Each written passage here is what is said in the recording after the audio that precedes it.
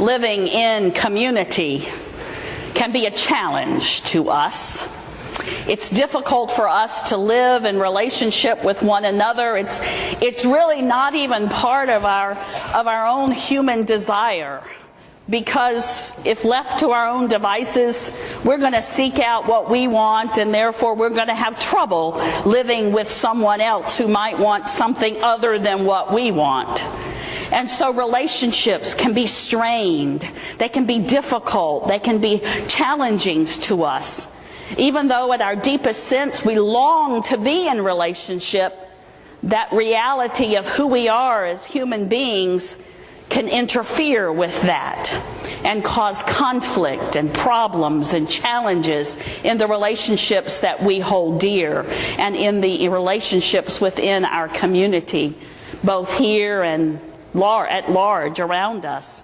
And so these words to Jesus and these words from Paul help us to think about what it is to live in community.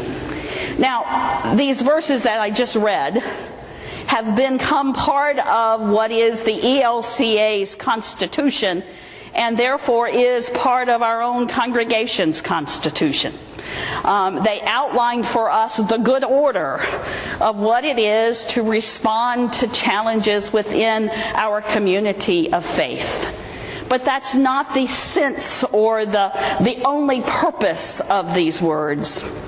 They've been used in other ways too by people who think that, well, I understand the right ways to be in the world and you're not living the way I think you ought to, and therefore I'm going to confront you. And I'm going to go to you and tell you all the many ways that you're falling short. And if you don't change the ways that you're falling short, then I'm going to bring my friend with me, and we're going to together tell you all the ways you're falling short.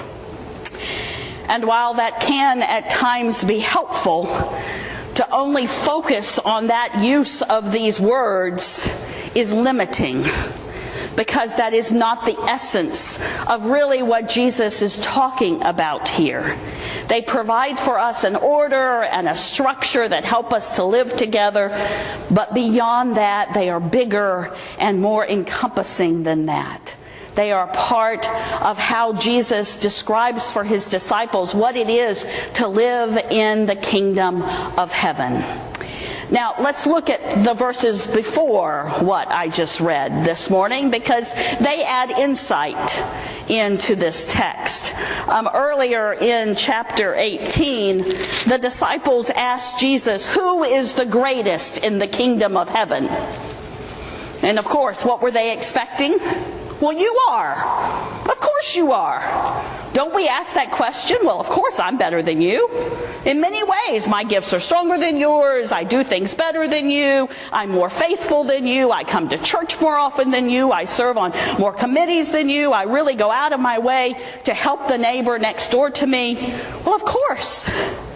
That's the answer they were hoping for when they asked Jesus, "Who is greatest in the kingdom of heaven?" Well, of course you are, my disciples, because you follow after me. But Jesus doesn't give that answer.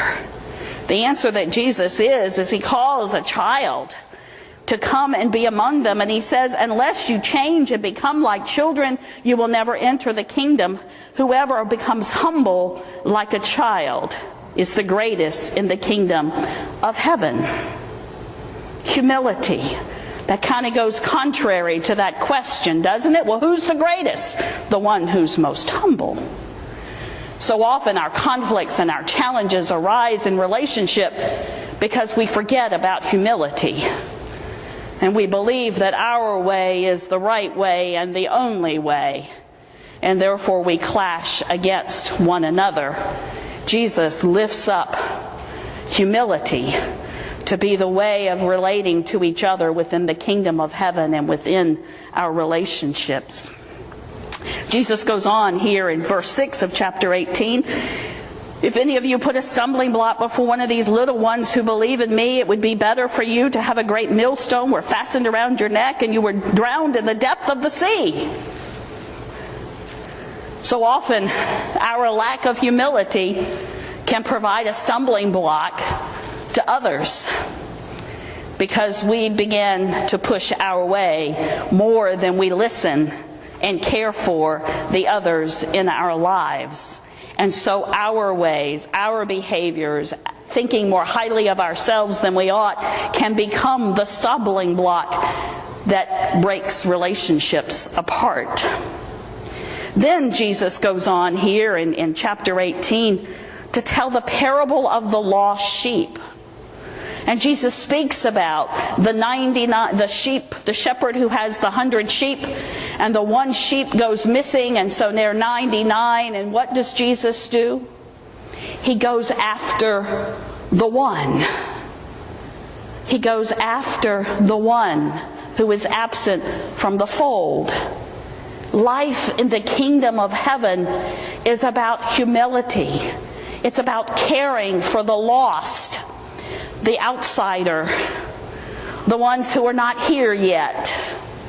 It's about reaching out to those who might not see the world the same way that we do, and being open enough to remain in relationship with them. And when we don't agree with each other, to agree to disagree agreeably. Meaning that I don't agree with how you see the world, and you don't agree with how I see the world, but you know what? Our relationships don't have to end because of that. We can remain in fellowship with one another. We can continue to love each other. As Paul says, love thy neighbor as yourself. Love is the ethic here, the law of the kingdom of heaven. It's all about loving others as we love and care for ourselves, with all humility, with all determination to go seek after the one who is absent. So it's within this context then that we get this teaching that I read this morning. So it's not about excluding people from the kingdom of heaven.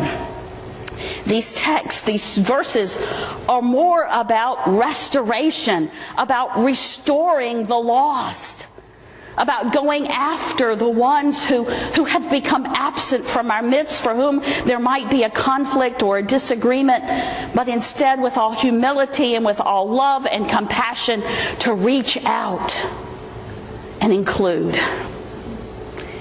We have the steps that are outlined here in these verses that we read, not with the purpose for excluding and removing, but they're here for us as a process for welcoming and loving and including.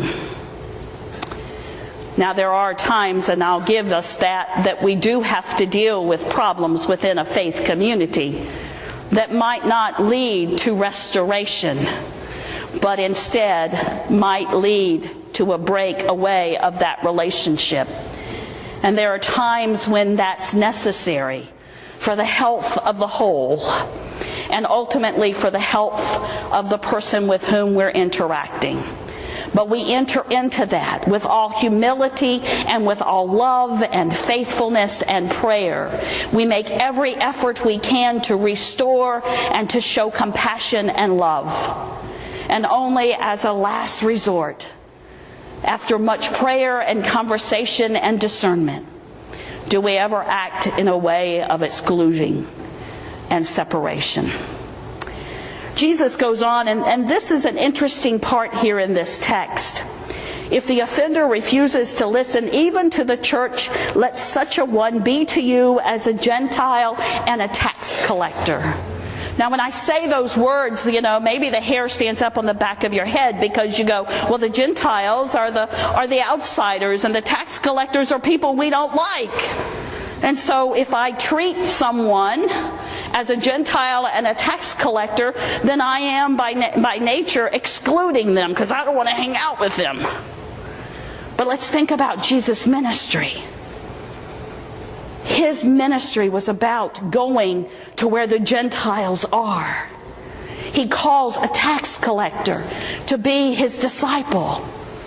He doesn't exclude the Gentiles and the tax collectors and the outsiders, but instead he goes to them like the shepherd who goes after the sheep that is lost. Jesus reaches out to them and beckons them to come.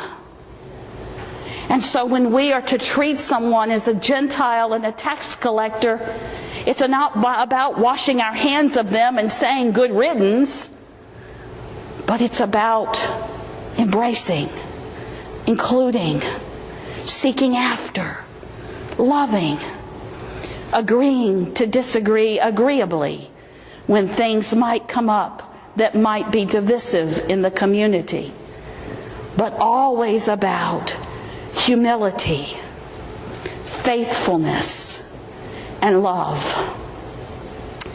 These verses end with the promise of Jesus, "For where 2 or 3 are gathered in my name, I am there among them."